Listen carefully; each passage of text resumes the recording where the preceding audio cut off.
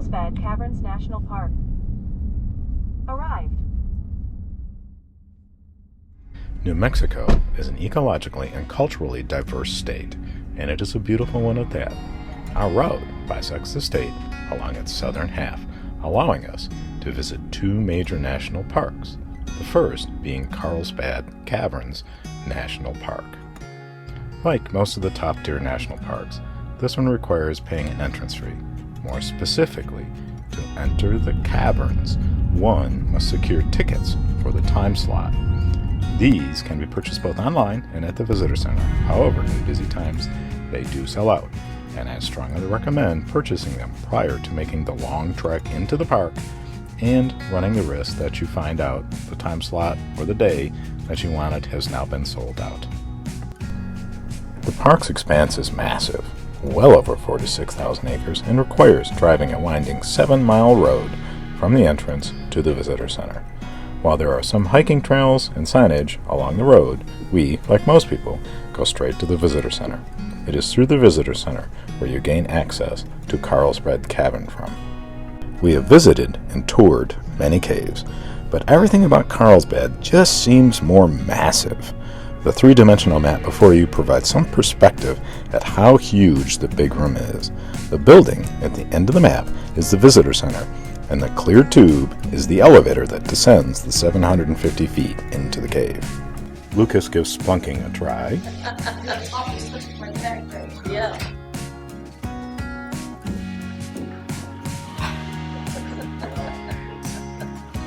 To reach the natural cave entrance, you walk through the museum at the visitor center and out a rear exit and down a short path. While on a path, looking across the way, you see several buildings which were constructed by the CCC in the 1930s. Today, these complexes are still in use by the employees working at the park. To enter the cave, you have two choices. Either take the elevator down or hike 1.25 miles down into the cave through the natural cave entrance. Many of the best sites are found on the hike down, making it the only real choice for us. Lucas and Penny do a little exploring outside the cave, taking note of the rather impressive bat flight amphitheater. Yeah, look at that. Wow. It's like an amphitheater type thing, isn't it? This is where you watch the bats, I guess. I guess so. I'm blind! Oh, no! I can see! It's a miracle! Another perfect landing. The trek down into the cave starts with several switchbacks. The first credited cave exploration involves a 16-year-old cowboy. Jim White was rounding up cattle one evening when he spotted smoke from a wildfire off in the distance. He went into high alert. Fires then could be just as devastating as they are now.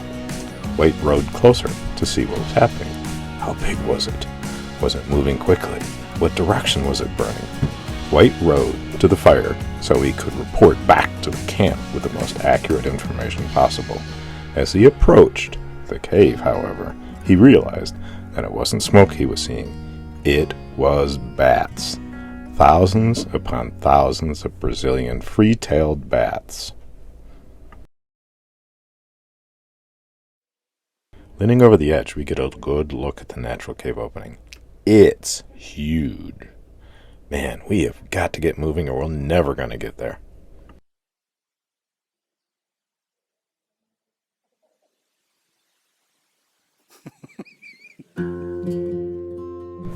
Entering this cave is truly like entering another world.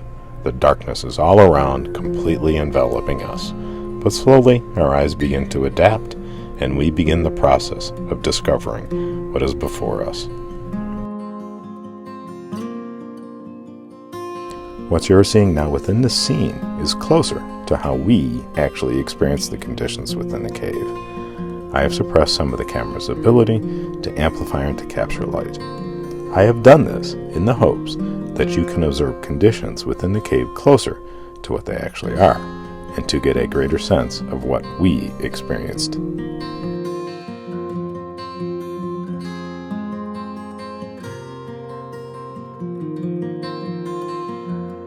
Carlsbad Caverns, as the name suggests, is not one, but many caves, 120 to be specific. Carlsbad Cavern is the main one that the public can enter. While not the largest, the big room is the largest cave chamber in North America and is a massive 8.2 acres in size. To access the big room requires descending 750 feet into the ground. We choose to enter via the natural entrance and walk the 1.25 mile walkway down into the cave. During our visit, the cave is empty of bats who have migrated south to Mexico for the winter. However, if you follow in our footsteps, an offshoot soon after the natural entrance is the bat cave. It is here that the Brazilian free-tailed bats roost during their time within the cave. The park hosts 17 different types of bats, with the best known and likely the greatest number being the Brazilian free-tailed bats. This is the species of bat that departs the cave en masse nightly from mid-April to mid-October. The caves are bat-free throughout winter as the cave dwellers migrate south to Mexico during this time frame. This outflight of bats can last as long as 3 hours. The bats spiral out of the entrance in a counterclockwise direction. Why they depart in this fashion is still yet unknown. The nightly departures correspond to the bats exiting the cave in search of food, which is a diet of insects. Not all bats occupy the cave during the day. Most are found throughout the park, roosting in trees or in the rock cliffs or within cracks amongst the rock outcroppings. The Brazilian free-tailed bat weighs half an ounce, which is equal to about 3 nickels, with a wingspan of about 11 inches. These bats are the speedsters of the bat world. They have been clocked flying at 60 miles an hour with a tailwind, and at altitudes of up to 10,000 feet, higher and faster than any other bat. The system of caves here were formed by sulfuric acid, not the typical process of water erosion combined with weak carbonic acid dissolving the limestone. Another unusual fact here is that there are no flowing rivers or streams within these caves, nor throughout the Guadalupe Mountain cave systems. Evidence shows that when hydrogen sulfide from oil deposits combines with an oxygen in the underground water system, sulfuric acid is created. The dissolution of passageways occurred at the level of the water table along cracks and fissures within the limestone. When the Guadalupe Mountains uplifted, the underground water drained away and the remaining caves were left for our exploration. A final touch was the erosion and eventual collapse of surface material, creating the natural entrance of the Carlsbad Caves.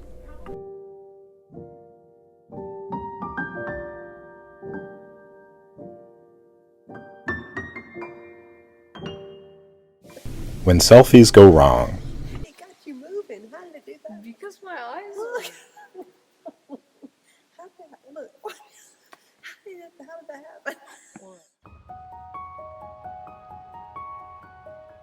Carlsbad Caverns is a dry cave. However, some of the modifications that the National Park has made, such as putting in elevators and other things, has caused water to enter into the caves. This has created a very unique situation, a reflection pool. It is actually a very beautiful feature, and I have diligently captured the reflection from this pool.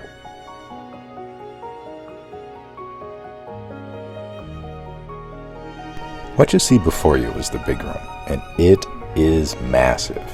It is around 4,000 feet long, 625 feet wide, and 255 feet tall. It can fit 6 football fields within its space. Beyond its sheer size are the splendid display of stalactites and stalagmites contained within. Some are truly giants.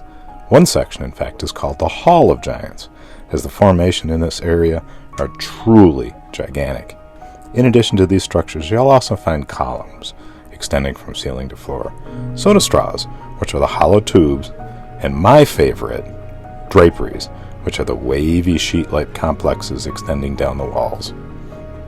What you don't see is a lot of color, and this is due to the lack of water leaching into the caves. The water brings with it other minerals and microorganisms that color the limestone. Caves are not for everyone. They are a unique experience. However, This park typically sees around 400,000 to 500,000 people each year. Some come simply to see the flight of the bats, while most venture down into the caverns below. This cave, due to its size and many distinct structures, is the one cave that I feel should really be experienced by all. In fact, the cave is so large that Lucas experiences a bit of vertigo, and we have to hasten our exit. Looking back, however, I do have to agree with him. I took a lot of pictures of rocks, and that took time. Heading out of the park now, we're all a bit introspective and tired and thinking about what we've just seen. Still, Patty and Lucas's eyes are as sharp as ever, and they pick up some bighorn sheep as we are exiting the park.